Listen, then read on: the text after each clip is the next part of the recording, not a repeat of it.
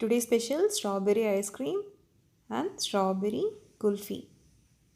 Hi friends, welcome to Cookie Cooker Light. So இப்போ பார்க்க போகிற ரெசிபி ஸ்ட்ராபெரி ஐஸ்கிரீம் வீட்டிலேயே இருக்கிற இன்க்ரீடியன்ஸ் வச்சு எப்படி செய்யலாம் அப்படின்றத பார்க்கலாம். ஜஸ்ட் ஒரு 3 இன்க்ரீடியன்ஸ் இருந்தாலே போதும், ஈஸியாக வீட்டிலேயே வந்து ஐஸ்கிரீம் வந்து செஞ்சிடலாம். ஸோ நீங்களும் இந்த ரெசிபியை வந்து ட்ரை பண்ணி பாருங்கள். இன்னும் நம்மளோட சேனலை சப்ஸ்கிரைப் பண்ணாமல் பார்க்குறீங்க அப்படின்னா சப்ஸ்கிரைப் பண்ணிக்கோங்க. பக்கத்தில் இருக்கிற நோட்டிஃபிகேஷன் பெல் ஐக்கானையும் ப்ரெஸ் பண்ணி செட் பண்ணிக்கோங்க. ஸோ ஸ்ட்ராபெரி ஐஸ்கிரீம் ஸோ இந்த மாதிரி யம்மியாக வீட்டிலேயே எப்படி செய்யலாம் அப்படின்றத பார்க்கலாம். அதுக்கு ஃபஸ்ட்டு ஸ்ட்ராபெரிஸ் வந்து நான் ஒரு 100 கிராம்ஸ் வந்து எடுத்திருக்கேன். ஸோ அதை வந்து நல்லா க்ளீன் பண்ணிக்கோங்க.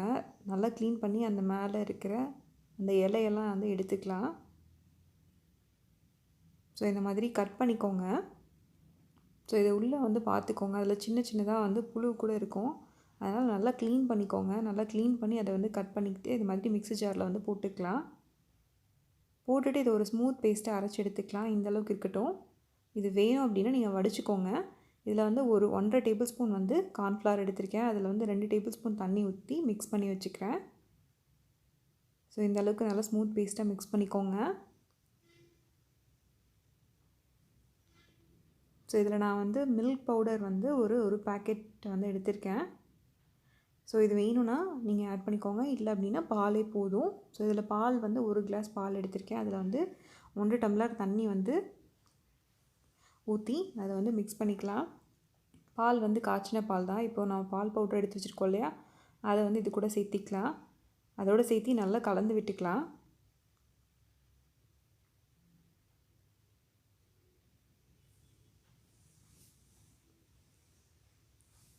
ஸோ பாலோடு சேர்ந்து இதுவும் நல்லா வந்து ஒரு 5 நிமிஷம் வந்து கொதிக்கட்டும். ஏற்கனவே காய்ச்சின பால் வந்து எடுத்திருக்கேன். இல்லை அப்படின்னா நீங்கள் இப்போவே வந்து பால் காய்ச்சிட்டு அதுக்கப்புறமா வந்து பால் பவுடர் அந்த தண்ணி வந்து ஆட் பண்ணிக்கோங்க. இப்போ பால் வந்து நல்லா கொதிச்சிருச்சு. இதில் சர்க்கரை வந்து ஒரு 5 டேபிள் ஸ்பூன் இல்லை அப்படின்னா 1 கப் வந்து ஆட் பண்ணிக்கோங்க சர்க்கரை.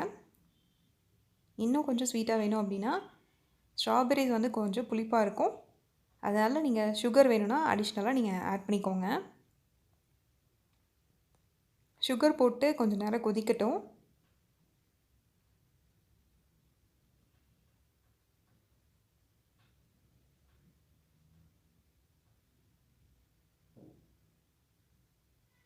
இப்போ பால் வந்து கொதிச்சிருச்சு.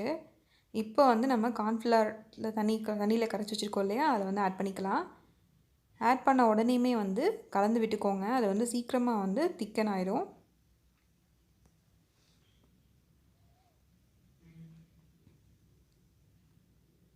ஸோ இந்தளவுக்கு பார்க்குறதுக்கே வந்து க்ரீமியாக இருக்குது.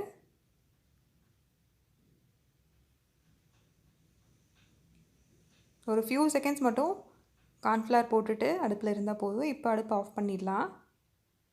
ஸோ இந்த பால் வந்து நல்லா ஆற வச்சுக்கோங்க. ஆற வச்சுட்டு இப்போ நம்ம ஸ்ட்ராபெரிஸ் அரைச்சி வச்சுருக்கோம் இல்லையா, அந்த மிக்சரை வந்து இது கூட சேர்த்து கலந்து விட்டுக்கலாம். ஸ்ட்ராபெரிஸ் மட்டும்தான் நான் ஆட் பண்ணியிருக்கேன். தண்ணியெல்லாம் எதுவும் ஊற்றாமல் அப்படியே வந்து அரைச்சி எடுத்திருக்கேன். இது எல்லாத்தையும் போட்டு நல்லா கலந்து விட்டுக்கலாம்.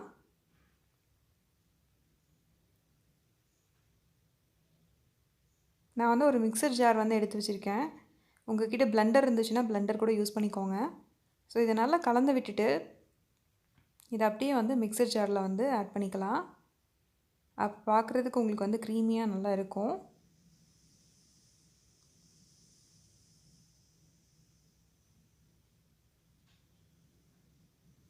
ஸோ இந்த மிக்சர் ஜாரில் அப்படியே இதை வந்து ஆட் பண்ணிக்கலாம். ஆட் பண்ணி ஒரு 5 நிமிஷம் வந்து பிளெண்ட் பண்ணிக்கோங்க.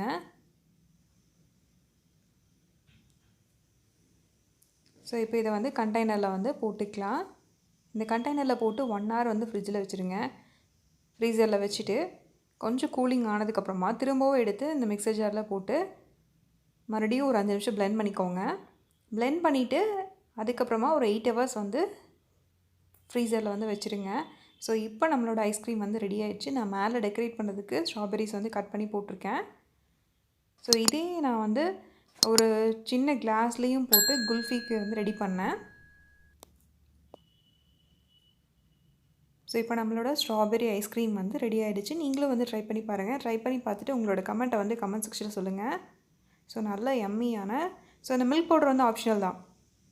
இருந்தது அப்படின்னா ஆட் பண்ணிக்கோங்க. இல்லை அப்படின்னா நல்லா கெட்டியான பாலே எடுத்துக்கோங்க. ஸோ இந்த ரெசிபி நீங்களும் ட்ரை பண்ணி பாருங்கள். ட்ரை பண்ணி பார்த்துட்டு உங்களோட கமெண்ட்டை கமெண்ட் செக்ஷனில் சொல்லுங்கள்.